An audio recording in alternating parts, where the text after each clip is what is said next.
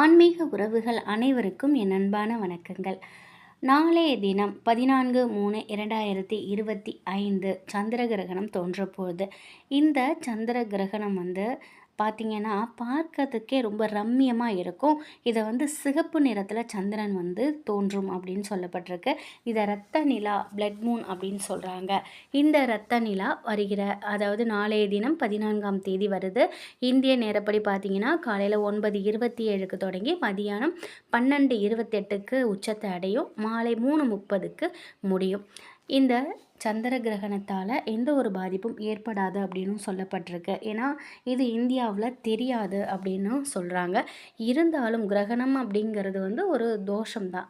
அதனால் சந்திர கிரகணத்தின் பொழுது ரொம்பவே எச்சரிக்கையாக இருக்கிறது ரொம்ப ரொம்ப ரொம்ப நல்லது. இது இந்தியாவில் கிரகணங்கிற வார்த்தை மக்களை பயமுறுத்துற மாதிரி இருக்குது. ஏன்னா இது தொடர்பான பல மூட நம்பிக்கைகள் இருக்குது. இருந்தாலும் இது ஒரு சாதாரண நிகழ்வு தான், பயப்பட வேண்டாம். அது அதன் காலத்திற்குள்ளே கடந்து போகுது. இது ஜோதிட ரீதியாகவும் உங்கள் வாழ்க்கையில் சில மாற்றங்களையும் கொண்டு வரும் ஒரு மாற்றமாக இருக்கும். கிரகணம் யாருக்கும் தீங்கு செய்யாதுங்கிறத நம்ம முதல்ல புரிஞ்சுக்கணும். ஆனாலும் நம்ம கொஞ்சம் எச்சரிக்கையாக இருக்கிறது நல்லது.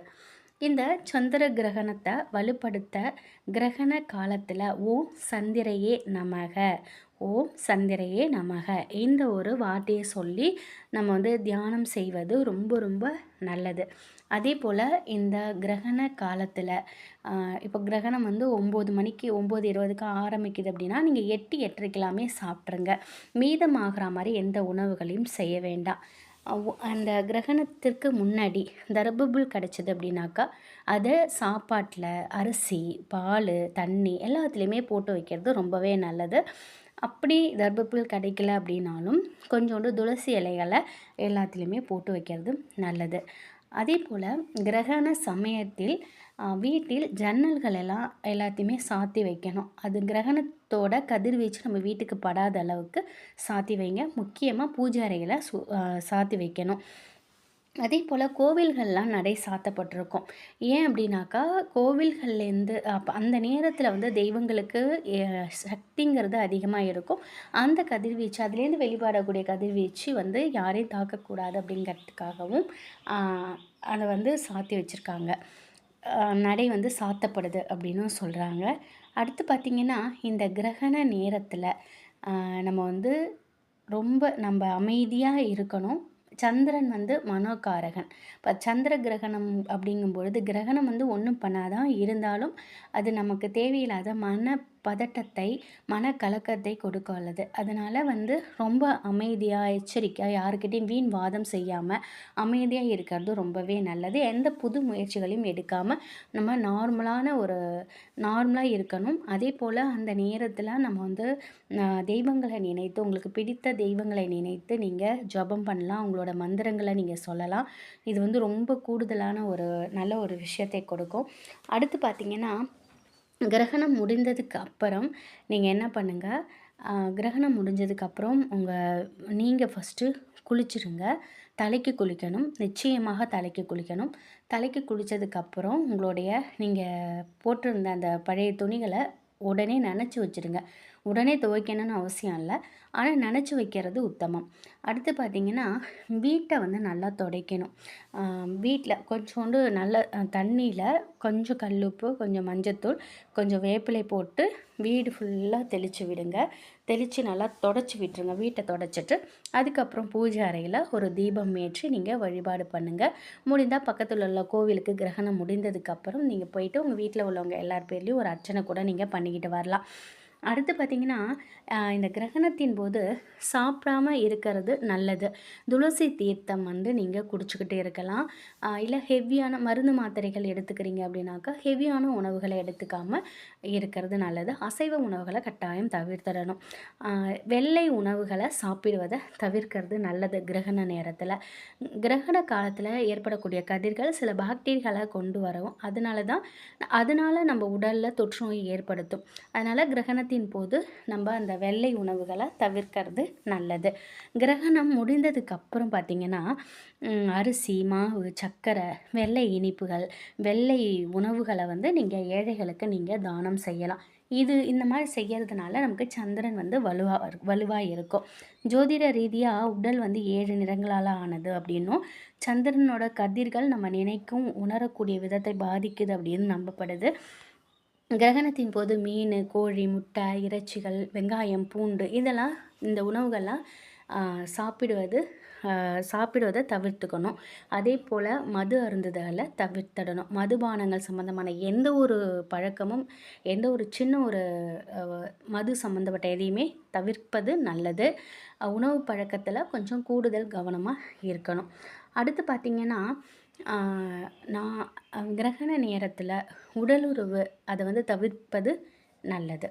கிரகண காலத்தில் எப்பொழுதும் வந்து நம்ம வந்து பிரார்த்தனை பண்ணுறது, தியானத்தில் இருக்கிறது, எந்த கிரகணமாக இருந்தாலும் சரி இந்த மாதிரி இருக்கிறது நல்லது. சூரிய கிரகணமோ சந்திர கிரகணமோ அமைதியாக இருக்கணும். தியானம் செய்வது ரொம்ப ரொம்ப நல்லது.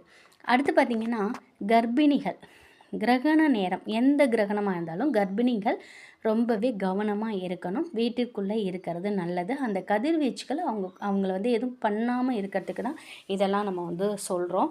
பயமுறுத்துறதுக்காக சொல்லலை. அதே மாதிரி கர்ப்பிணி பெண்கள் வந்து நீங்கள் மருந்து மாத்திரைகள் சாப்பிடுவீங்க. அப்போது உங்களால் சாப்பிடாமலாம் இருக்க முடியாது. லைட்டான உணவுகளை எடுத்துக்கோங்க. துளசி தீர்த்தம், துளசி போட்டு தண்ணியில் வச்சுக்கோங்க. அந்த தண்ணியை நீங்கள் குடிச்சிக்கிட்டே இருங்க. உங்களுக்கு பிடித்த ஸ்லோகங்கள், மந்திரங்கள் என்ன உங்களுக்கு பிடிக்குதோ அந்த மந்திரங்களை திருப்பி திருப்பி சொல்லிக்கிட்டே இருங்க. கூடுமான வரைக்கும் தூங்காதீங்க. அடுத்து பார்த்திங்கன்னா, சமையல்களை கர்ப்பிணி பெண்கள் செய்யாதீங்க. உங்களுக்கு நீங்கள் தனியாக இருக்கீங்க, நீங்கள் சமைச்சு தான் ஆகணும் அப்படிங்கிற ஒரு இக்கட்டான சூழ்நிலைனாக்கா நீங்கள் வந்து கிரகணத்திற்கு முன்னாடியே நீங்கள் செஞ்சு வச்சுருங்க. அந்த நேரத்தில் காய்கறி கட் பண்ணுறது, எந்த ஒரு இந்த மாதிரி விஷயங்களெல்லாம் தவிர்த்துக்கிறது ரொம்பவே நல்லது. கூர்மையான ஆயுதங்களை நீங்கள் தொடாமல் இருக்கிறது நல்லது. உலோகத்தால் ஆன அந்த பொருட்களையும் போடுவதை தவிர்த்துக்கோங்க. உடை வந்து எப்படி உணவில் நீங்கள் கரெக்டாக இருக்கீங்களோ அது மாதிரி உடையும் வந்து தளர்வான உடையை நல்லா போட்டுக்கோங்க. பருத்தி கிளாத்து அந்த மாதிரி நல்ல சாஃப்டான கிளாத்தாக நீங்கள் போட்டுக்கிறது நல்லது. அந்த கிரகண நேரத்தில் உங்களை பயமுறுத்துறதுக்காக இதை எதுவுமே சொல்லலை. அந்த கிரகண கதிர்வீச்சு வந்து உங்களையும் குழந்தையையும் எதையும் பாதிக்கக்கூடாதுங்கிறதுக்காக தான் இதெல்லாம் சொல்கிறது. இந்த நேரத்தில் நீங்கள் கையில் தர்பப்புல்லை வச்சுக்கிறது ரொம்பவே நல்லது. அப்படி உங்களுக்கு தர்பப்புல்லை நீங்கள் வச்சுக்கல இல்லை அப்படின்னாலும் துளசியை வந்து கையில் வச்சுக்கோங்க. துளசி தீர்த்தத்தை குடிங்க. துளசியை நீங்கள் வந்து சாப்பிடுங்க. அதே மாதிரி கிரகணம் முடிந்ததுக்கப்புறம் நிச்சயமாக நீங்கள் தலைக்கு குளிக்கிறது நல்லது.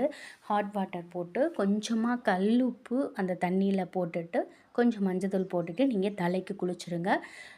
தலைக்கு குளிச்சுட்டு பூஜை அறையில் வந்து நீங்கள் தீபம் ஏற்றி மனசார வேண்டிக்கோங்க. எப்பொழுதுமே கிரகணம் அப்படின்னாலே இதை வந்து நீங்கள் ஃபாலோ பண்ணுங்கள். சந்திர கிரகணமாக இருந்தாலும் சூரிய கிரகணமாக இருந்தாலும் இதை நிச்சயமாக நீங்கள் ஃபாலோ பண்ணிக்கிட்டு வாங்க. அதே மாதிரி எல்லாரும் வந்து அனைவருமே கர்ப்பிணி பெண்களில் சாதாரணமாக எல்லாருமே கிரகணம் முடிந்ததும் சந்திர கிரகணம் அப்படின்னாலே கிரகணம் முடிந்ததும் நீங்கள் வெள்ளை நிற பொருட்களை உணவுப் பொருட்களாக இருக்கட்டும் இல்லை வெள்ளை நிற தானியங்கள் எதுவாயினும் உங்கள்கிட்ட என்ன இருக்கோ அதை முடிந்தது ஏழைகளுக்கு தானம் செய்கிறது ரொம்ப ரொம்ப நல்லது. நம் வீட்டிற்கு நல்லதை கொடுக்கும். இதை வந்து நீங்கள் செய்து பாருங்கள். சந்திர கிரகணத்தில் நிச்சயமாக உங்களுக்கு எந்த ஒரு பாதிப்பும் வராது. வீடு முழுவதும் நீங்கள் தெளிக்கக்கூடிய தண்ணீரில் கொஞ்சம் கட்டாயமாக கல்லுப்பு, மஞ்சத்தூள், வேப்பிலை கலந்து வீடு முழுவதும் தெளித்து தொடச்சி விட்டுருங்க. இந்த மாதிரி நம்ம கவனமாக இருக்கும் பொழுது எந்த பாதிப்பும் நமக்கு வராது. ஆனால் 100% சொல்லப்பட்டிருக்கக்கூட விஷயம் வந்து நாளைய கிரகணம் சந்திர கிரகணம் எந்த பாதிப்பும் ஏற்படுத்தாது அப்படின்னு சொல்லியிருக்காங்க. நம்ம எச்சரிக்கையாக இருக்கிறதுக்காக தான் இந்த ஒரு விஷயங்கள் நம்ம சொல்லியிருக்கோம். மறந்தும் அசைவ உணவுகளை எடுத்துக்காதீங்க. பூண்டு, வெங்காயம் சேர்க்காதீங்க. இதில் ரொம்ப எச்சரிக்கையாக இருங்க.